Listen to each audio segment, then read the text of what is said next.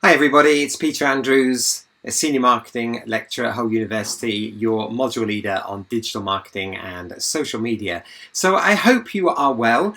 You might be watching this video whilst you're still finishing off your first assignment, or perhaps if you're fortunate enough you've uploaded it and you're all done. But here's a few updates for me. I've got a few things to cover and tell you what's coming up over the next couple of weeks on the module as well. So bear with me. Okay, so updates. I thought, well, we haven't got a webinar this week, so I'm going to cover a few of the small things that we would normally do in the webinar as well. So just bear with me a second.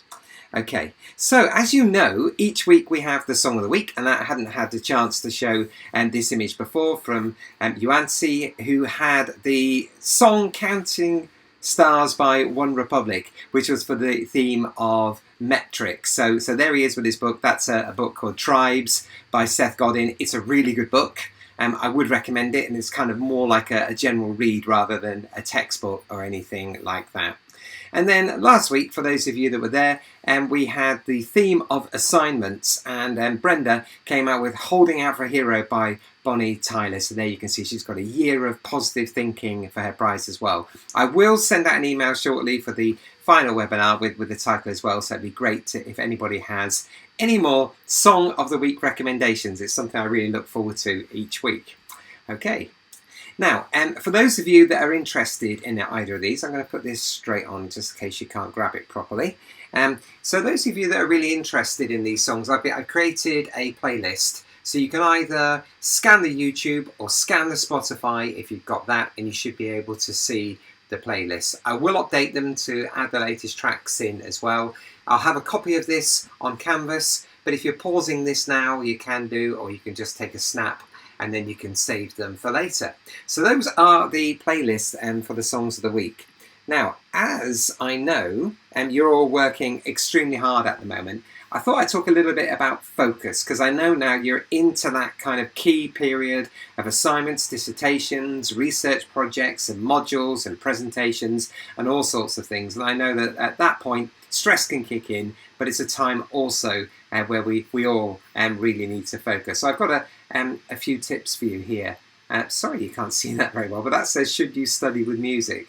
Now I know that some of you will really enjoy studying with music and some of you won't for various reasons. But there's a lot of research and debate on whether students should study with music or not. And some of this is very contradictory, so I thought I'd talk a bit about this with you. But music does stimulate parts of our brain that is linked to being alert, to being focused and concentration.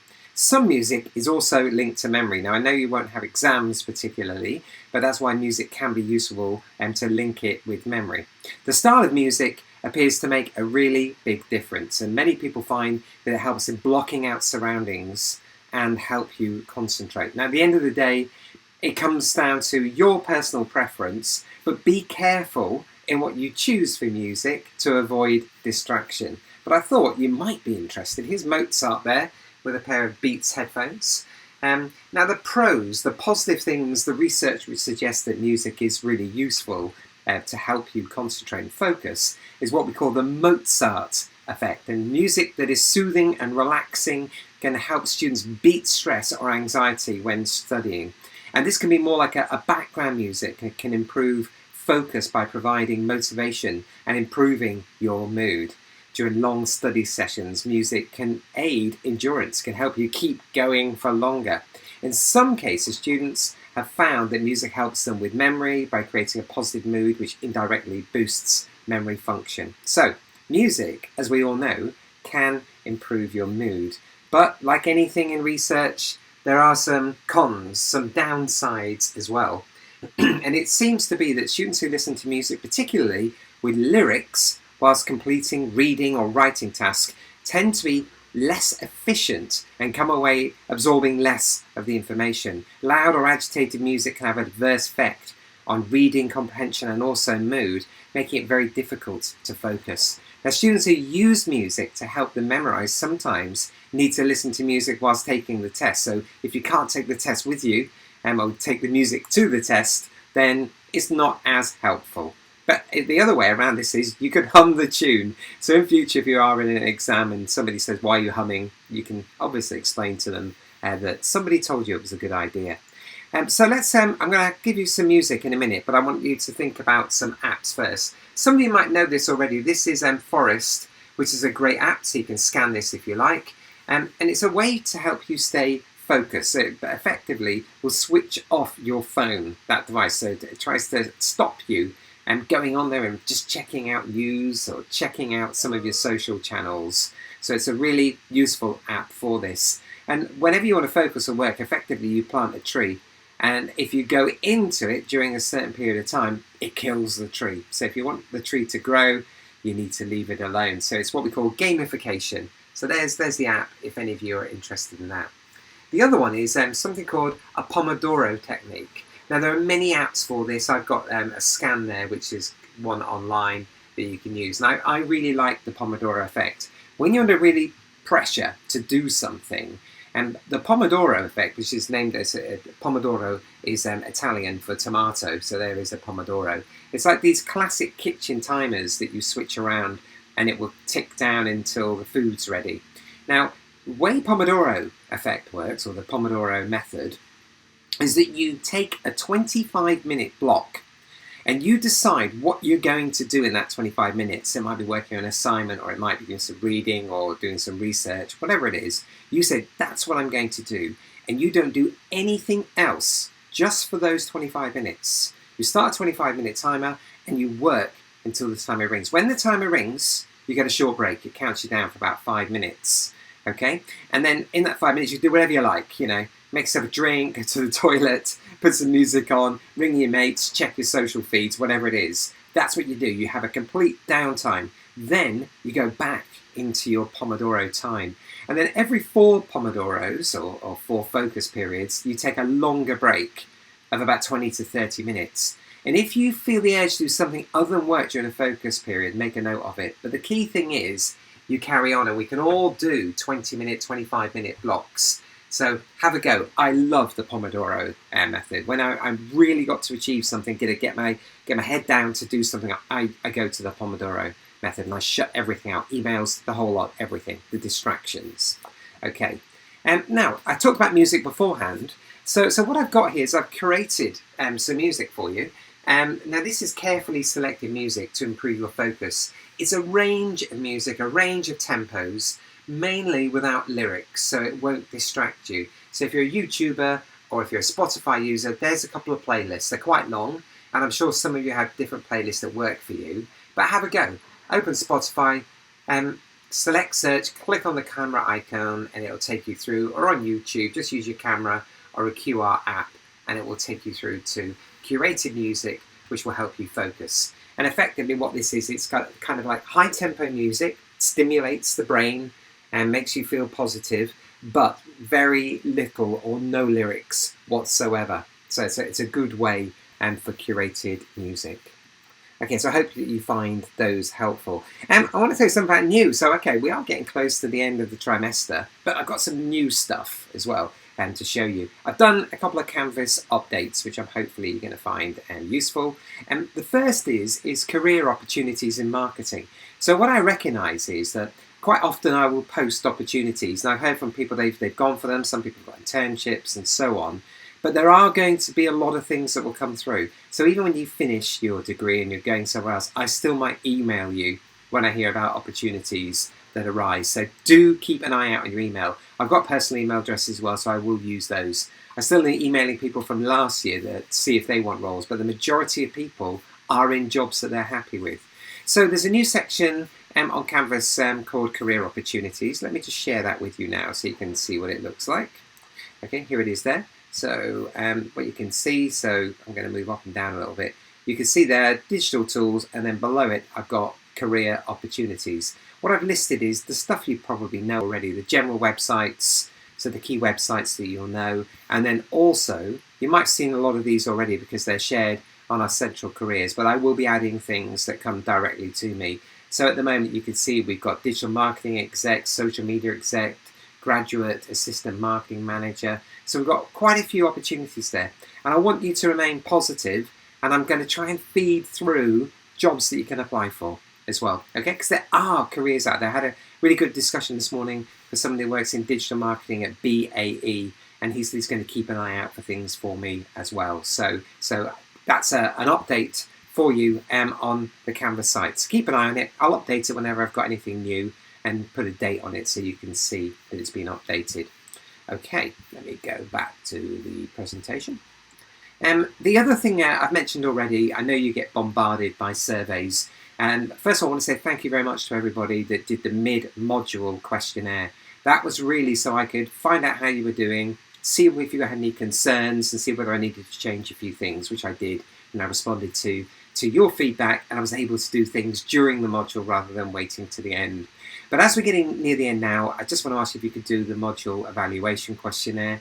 You should have had an email. You'll probably get another email as well. But you can go on to the evaluation questionnaire section on Canvas, and you can fill that in. It's really important for me because people do look at these things as well. So it's great to get feedback from you about the module. Okay, so let's talk a little bit about your next assignment, which is your group presentation. Now, I'm going to tell you what's coming up in the next few weeks anyway, but you all know now that your group work is a comparative analysis. You are comparing two campaigns. You're critiquing them as well. I want you to be critical about them. Tell me what you think was good. Use the tools. Make sure that you're really critical about them. They're not perfect. No campaign's perfect. And they should belong to two different organizations in the same sector. Okay? And now, when you're doing this comparative analysis, make sure that you don't just use TV adverts or videos. People that have sent me campaigns that look like that or are mainly traditional advertising, I've tried to give them some help, some feedback, and to let them know. Okay?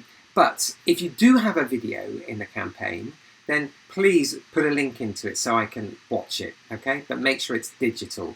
And this should be in the same sector, as I said already. 20 minutes is what you have to present. So it's like a pitch. You're comparing these two things. It's 20 minutes. That's what you have. So it's not a particularly long presentation. Now, where should you be at the minute? Because I know you always think about where should we be. We've still got quite a few weeks away to do this. Read the brief on Canvas. That's the main thing. I've had quite a few questions from people that the answers in the brief, but actually I shouldn't say that. You can ask me anything you like. That's what I'm here for. Just please send me any questions you do have. Look at previous examples that are on there. They're not exactly the same. They may have had longer than you have. Now you will be recording these. I'll take you through that and explain how you can do it. It's going to be main option. It will be recording it on Teams, but I'll let you do other things as well. And I'll be talking to each of you. There will be a full webinar where I will go through Q&As like we did for the individual assignment, and I'll give you other ideas on the week commencing the 3rd of May. Okay, so that week, make sure you're there, and I'll do the full webinar covering everything I possibly can. Now, for your group presentation, some of the key things for you to think about, said this already, haven't one of them, is check the marking grid. So I'll look at that in a minute. Choose the models that you want to use. You're not going to be able to use everything, so don't worry about that. Just choose the ones that you want to. Be critical. And also, be creative. Can you present it differently? Can you think of a really cool way of doing it? You know, I can remember one year when people were physically presenting these, they were doing like pizza versus chicken because they have like a pizza brand, Domino's and KFC. I think somebody did football fans because they had a couple of campaigns which were related to sport as well. Okay, so be creative. Think if you can do it in a different way. And I'll point out in a minute why I'm asking you to be creative. So here is the marking grid. And you'll know by now, because I've said it a few times, make sure when you have an assignment with a marking grid that you keep an eye on that marking grid all the time. Particularly if one like this. I like marking grids because it helps you see where I'm going to allocate marks. And that is here at the weighting. So that's how I'm weighting it. So you know you've got a clear introduction at the top. I want you to present what your objectives are. You know, what is the objectives that you are setting for these comparisons? Why have you chosen them? Why are you comparing them? Then you can see it goes down the understanding of relevant theory, application of theory, criticality, your research which you've done, how well you've worked as a team, presentation quality, do the slides look good, and then creativity down the bottom there, which is 15%, you know, how creative it comes over. So I want you to make sure you keep an eye on this, because this is how I mark it. Now, I've done this time for you, because I thought this might be helpful. Have a think of it like this, okay? Think of it like that, and think that on each of those elements, where do you want to be scored? Okay, do you want to be scored at what presentation? I'm thinking, say the clear introduction and objective set. I'm thinking, where is that between 1 and 10? Okay, and the more you get to that side there, where we have 10, obviously the high grade you're going to get. So think about it like that, that's how I do it. Because that's it, that's exactly how I do it and how one of my colleagues will do it as well. All right, so hopefully that will be helpful for you. Now, in yours this week coming up, in the student-led groups, get together, discuss the case studies that you're using, consider some of the tools, think about your structure at the minute, maybe assign some roles, and also think about any questions you want from me. Big thing, think about the questions you want from me, because we're going to be getting together this week in your groups. I'm looking forward to seeing you all as well. So let's have a look. Week coming up, 26th of April. No webinar this week. Deliberately planned to have a space in that week. You've got your student-led meetings. So these are the things that I've already mentioned beforehand. Then you've got your tutorial. Keep an eye out for an email from me, because each group will meet with me individually within that tutorial time. Now, if you want to speak to me at all, office hours are set each week. I'll make sure they're updated. Click on contact me in Canvas and follow the instructions, or just email me. Lots of people just be emailing me saying, can I see you on Friday? Can I see you on other days? And I'll do whatever I can, obviously, to meet up with you at those times as well. Okay, this is what it looks like on a grid, because I do like a good old grid. Let's put it on full. So where are we now? We are we're coming up to, let me put a pointer on that, it's going to be more helpful, and just put myself down here a little bit. There you go. Never knew I was so small, did you? Right, so where are we now? So we are going to be coming up to week commencing 26, so no webinar. You've got your tutorials, which you're going to get together with me. You've got your student sessions, which I've talked about already, and your individual assignment needs to be submitted on the 26th of April. Then the following week, we've got a webinar. So a big webinar there, full brief and Q&A from me. Then you've got a couple of weeks before the group assignment needs to be handed in to be submitted, okay? So these are the key things here where I'm going to meet with you in the tutorials and the webinar, and that'll be a big Q&A session like we've done before. All right, so hopefully that's helpful. Getting a bit crazy with the pointer there, aren't I? Okay.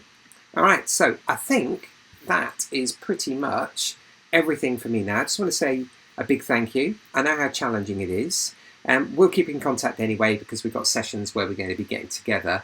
I know that for those of you that can, you can use the library on campus. Can't get together yet, but when we can do, even though we perhaps haven't got a lot of teaching or anything, really happy to catch up with some people and say hello. So make sure that you keep in contact with me. Right, so whatever you do, look after yourselves. Hopefully this video has been helpful. Stay in touch, and I look forward to seeing you soon. Thanks very much.